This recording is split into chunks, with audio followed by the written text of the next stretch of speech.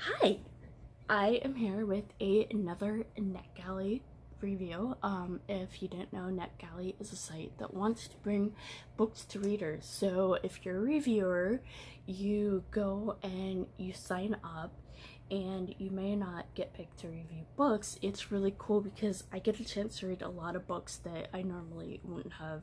It's like, ooh, this seems interesting, and I've been introduced to a lot of really cool authors that otherwise I wouldn't have been, because books are kind of expensive nowadays. So it's a really cool thing. I will put the link in the description of this video to NetGalley. It's easy. It's www.netgalley.com. So anyway, with that being said, this book was given to me free for an honest review, and here is the review. This book is The Ghost in Apartment 2R by Denis Markell. I'm not entirely sure. But anyway, so this book starts with a 12-year-old boy named Danny. He basically sleeps in a very small room that he calls a closet, but I think that there's an electrical outlet, so technically it's not a closet according to the code.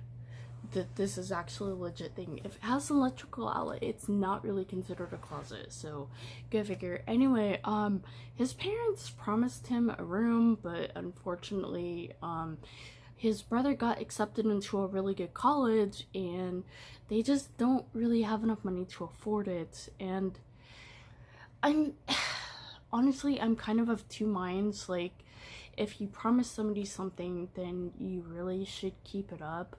But then, should they really tell their other kid, hey, you know, you can't go to college because, you know, you sleep in a closet.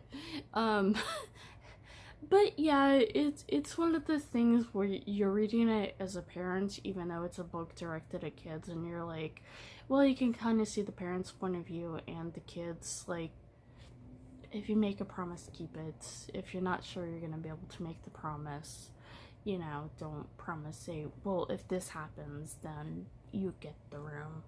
That really has nothing to do with the book. So that was just a personal rant for free.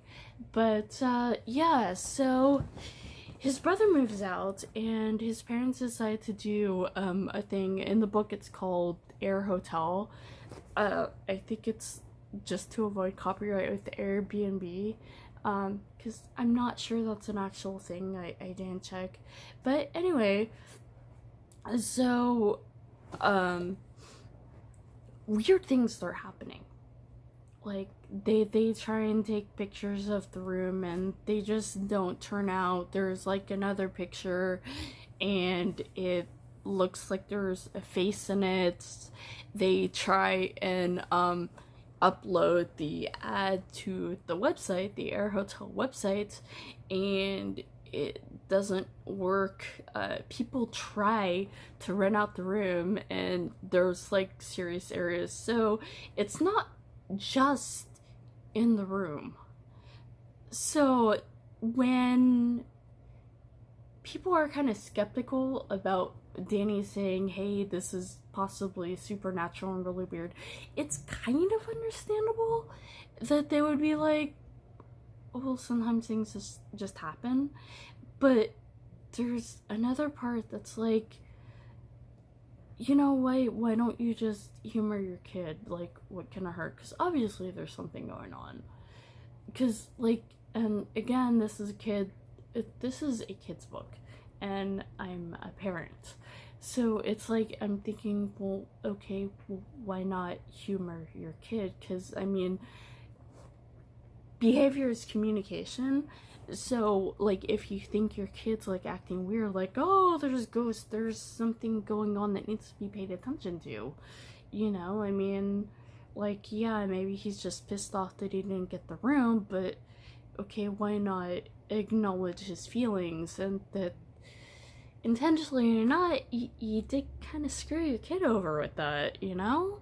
I mean, I don't know. I didn't really like the parents. There's this whole thing with the dad, and like there's this uncle figure who's like, oh, I'm gonna make a movie, and people are like, nah, sure, why not? And like it never happens, and like people aren't like, dude, you are clearly deluding yourself. This is not going to happen right now, so why don't you focus on something that actually has a chance of making money?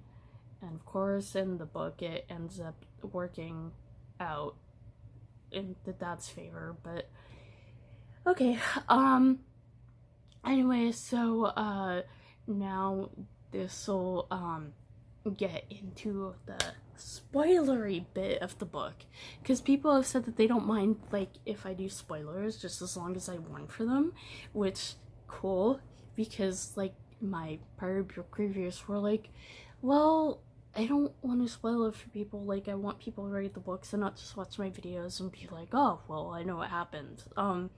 So anyway, yeah, here we go. So it turns out that what happens is that it was a ghost of a woman who went outside, and there was an accident, and a baby and her sister died.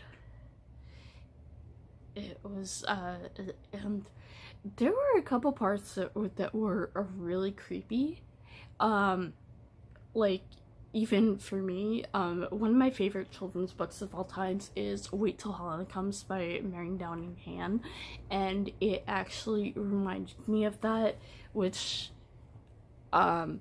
if you want creepy, sad kids books, that's a really good one. It came out in the 80s. I'm pretty sure you can get it on Kindle. I should check before I say such things. But anyway, or probably find it in a used bookstore. But anyway, it's a really good book. But anyway, that's like the whole thing. It kind of reminded me of that vibe, which is a huge compliment, because like I said, that's probably one of my favorite books. Like, even as an adult, like I still think about it. So that to me is the mark of a really good story. So anyway, what happens is that he goes and basically he crowdsources, Danny does, which is great. And can I just, for giving us a incredibly diverse cast of characters and interesting people, and actually making these people feel alive. Like there's a part where with Danny's grandmother, who is like a stereotypical Jewish grandmother, but that's just because sometimes Jewish grandmothers are like that. Like I have a friend whose grandmother, and it's like, it was like reading about her. It was so funny because there's a part in the book where it's like she sighed, and it was like the sigh of every grandmother in existence, and it's like, yes, that was her. That, and it was just, it cracked me up because it was just so on point.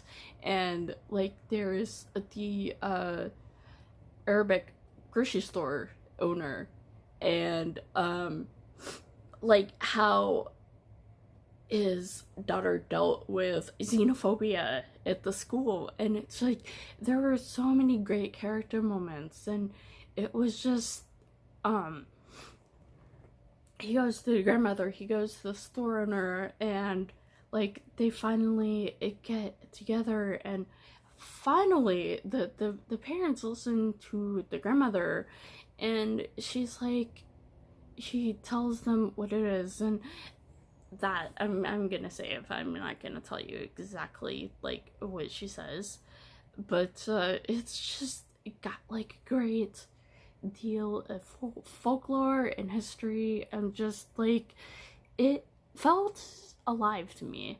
And like in a kid's book, that's almost magical, like because a lot of people think that kids don't need to comprehend that there are so many different people in the world and so many different types of people, and that to me is something so important. I don't think that kids' books need to be dumbed down. I really don't. And I appreciate the diversity and the care to make these characters fully fleshed out. But anyway, so at the very end, there's a sleepover, and there's lots of very weird interactions based on the fact, I mean, these kids are 12. They're going through puberty, but they're not thinking about sex. I mean, come on. And it's like, these parents' reaction are kind of ridiculous. Like, if you act like that, you're gonna push your kids together and to not be going to you for things that they really should. You know, it's, and I know it's a kids' books, and bad parenting in kids' books is kind of a given, because if parents were actually really good at their jobs, like, half the problems in kids' books just would be solved in like 10 pages. So, I mean, I understand that, and you gotta have like a foil. I mean, they try, they're not like actively horrible. It's not like they're corn dolling, or, you know, I mean, they're not that bad. It's just they're not that great.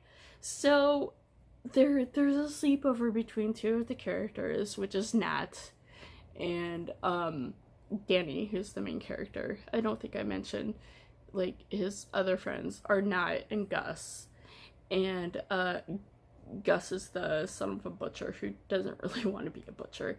And I'm sorry, but son of a butcher, just, I don't know, it just sounds like an insult, which is just really funny to me for some reason. But anyways, so basically there's a sleepover, and like the parents are like all flipping out about it, and the kids are just like, what? Like, I just want to have my friend over. Why are you being so weird? And they're being really, really weird about it. But anyway, so they finally get into contact with this ghost, and like the story is really sad, and it's actually really touching to read, and the characters are crying, and I'm really glad that like the author Denis made it a point to like have boys crying. I don't know why that means so much to me, because like in so many, like in so much of our society, there's this, oh, you gotta be big and strong and tough, and it's like, it's a really tragic story.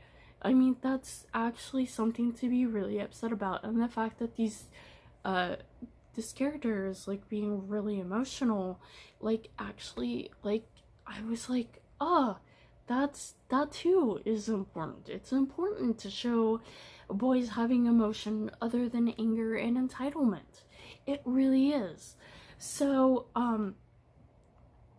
it turns out that basically this ghost saw his brother Jake as being kind of like her second son.